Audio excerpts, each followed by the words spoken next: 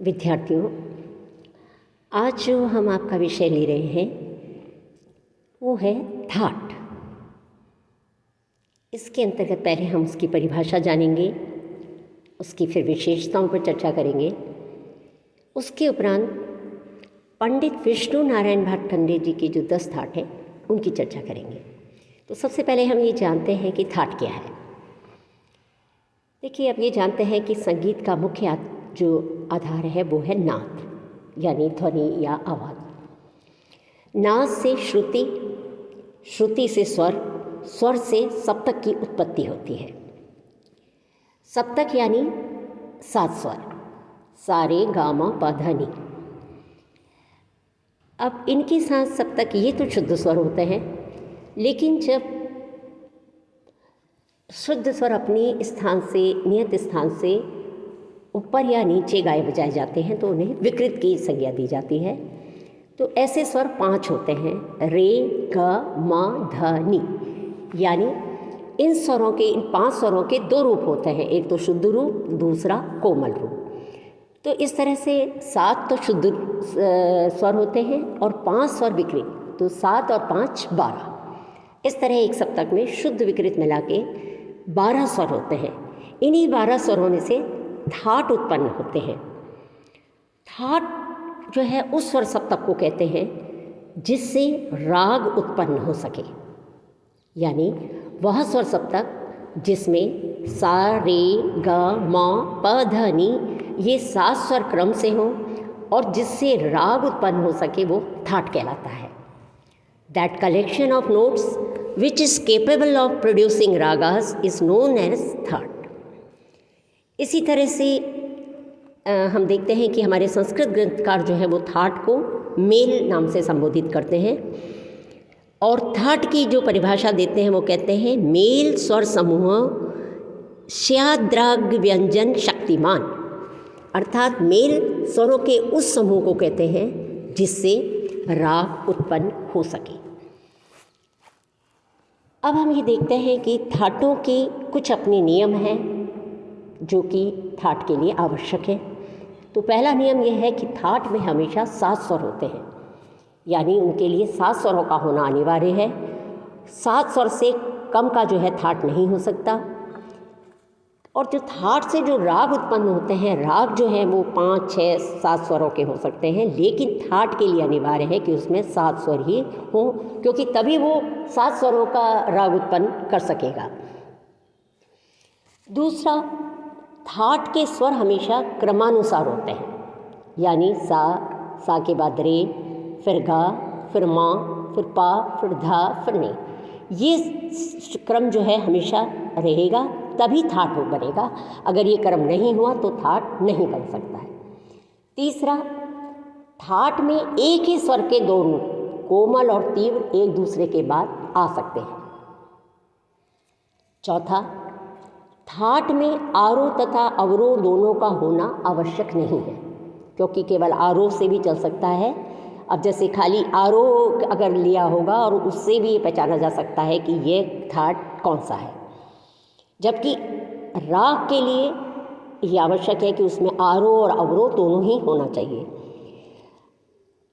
5वां पॉइंट है कि थाट में रंजकता का होना आवश्यक नहीं है, क्योंकि एक तो इसमें स्वर क्रमानुसार होते हैं, तो एक ही स्वर के 2 रूप शुद्ध कोमल आते हैं, तो इस दृष्टि से देखा जाए तो बहुत रंजकता का रहना संभव नहीं है।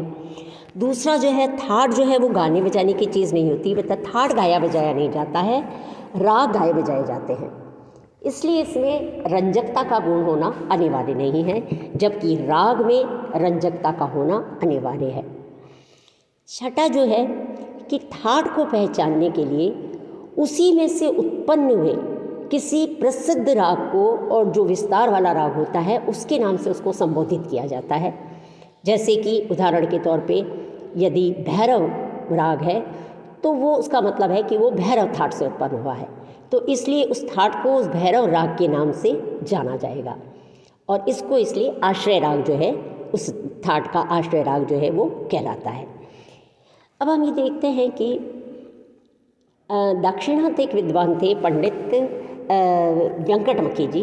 उन्होंने अपनी पुस्तक चतुर्दंडी प्रकाशिका में गणित के आधार पर यह सिद्ध किया था कि सप्तक के 12 स्वरों में से 72 ठाट की उत्पत्ति संभव है।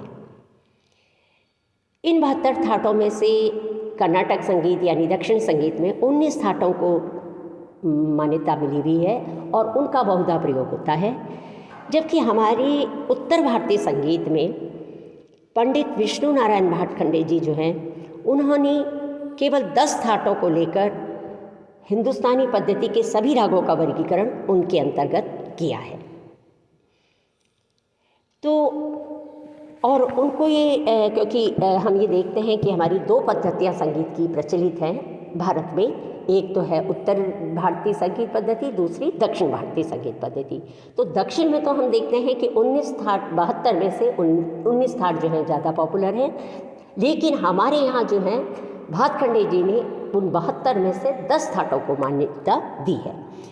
और ये जो 10 ठाट हैं वो हैं बिलावल, कल्याण, खमाज, भैरव, पूर्वी, मारवा, काफ़ी, आसावरी, भैरवी और तोड़ी।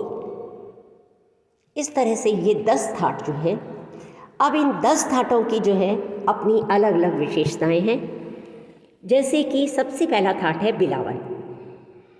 बिलावल में सभी स्वर जो हैं वो शुद्ध होते हैं, यानी सा रे गा मा पा धा नी सा लिखा जाएगा और उसमें कहीं पर भी कोई चिन्ह नहीं होगा।